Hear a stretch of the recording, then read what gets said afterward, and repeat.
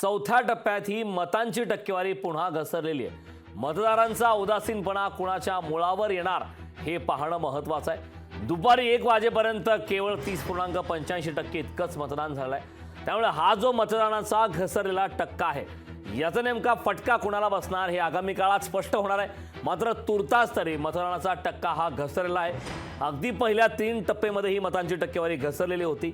चौथ्या टप्प्यामध्ये देखील मतदानांची टक्केवारी ही कमीच आहे. दुपारी 1 वाजेपर्यंत केवळ 30.85% इतकं मतदान झालं आहे. त्यामुळे घसरलेला हा टक्का नेमका याचा फटका कुणाला बसणार हे आगामी काळात स्पष्ट होणार आहे.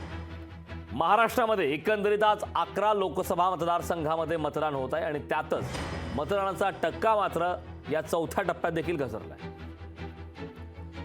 या संदर्भात ताजी अपडेट देण्यासाठी आपले प्रतिनिधी अमोल धर्माधिकारी आपल्यासोबत जोडलेले आहेत. अमोल, चौथ्या टप्प्यात ही मतांची टक्केवारी ही घसरलेली आहे. मतदारांचा उदासीनपणा नेमका कुणाच्या मुळावर येणार, नेमका याचा फटका कुणाला बसणार हे पाहणं महत्त्वाचं आहे. सध्या पुण्यामध्ये काय वातावरण आहे, मतदारांचा प्रतिसाद कसा सुरू आहे?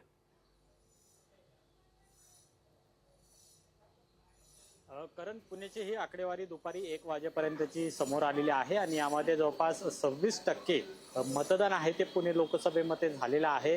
दुपारची 1 वाजेपर्यंतची ही आकडेवारी होती. आणखी 5 तास हे मतदानासाठी आहेत. पण आता परिस्थिती अशी की पुणे शहरामध्ये ऊन आहे ते सुद्धा आता वाढू लागलेलं आहे आणि या दरम्यानच्या काळात नागरिक आहेत ते मतदान करण्यासाठी मात्र बाहेर पडताना दिसत नाहीयेत.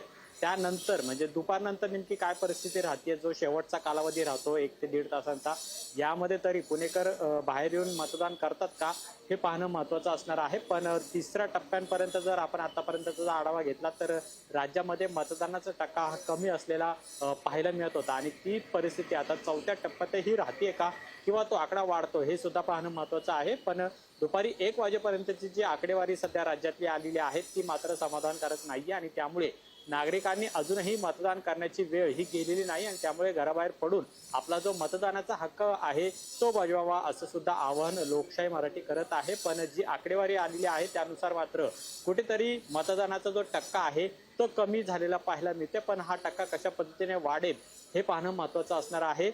हा जो टक्का कमी झालेला आहे याचा सुद्धा फटका कोणाला बसणार, सत्ताधाऱ्यांना बसणार की विरोधकांना बसणार हे सुद्धा पाहणं महत्त्वाचं आहे. 3 टप्प्यांमध्ये सातत्याने मतदानाची आकडेवारी ही कमी होताना पाहायला मिळते आणि त्यामुळे या 4थ्या टप्प्याचं मतदान नेमकं कुठपर्यंत जाते आणि जर ते कमी मतदान झालं तर याचा फटका नेमका कुणाला बसणार हे सुद्धा पाहणं महत्त्वाचं असणार आहे. पण राजकीय विश्लेषक जे मतं मांडतात त्यानुसार जर कमी मतदान झालं तर त्याचं जे नुकसान आहे ते सत्ताधारी पक्षांना बसू शकतं असं सुद्धा ते म्हणतायत. पण आणखीन बराच कालावधी आहे. संध्याकाळी 6 वाजेपर्यंत जे मतदान होईल आणि त्याच्यानंतरची जी अंतिम आकडेवारी येईल ती किती असते आणि कुणाच्या पथ्यावर पडते हे सुद्धा पाहणं महत्त्वाचं असेल. नक्कीच अमोल, मतदानाचा आजचा महत्त्वाचा दिवस आहे. वेळोवेळी तुझ्याकडनं या संदर्भातले अपडेट घेतच राहू. मात्र तुर्तास या महत्त्वपूर्ण अशा माहितीसाठी खूप खूप धन्यवाद.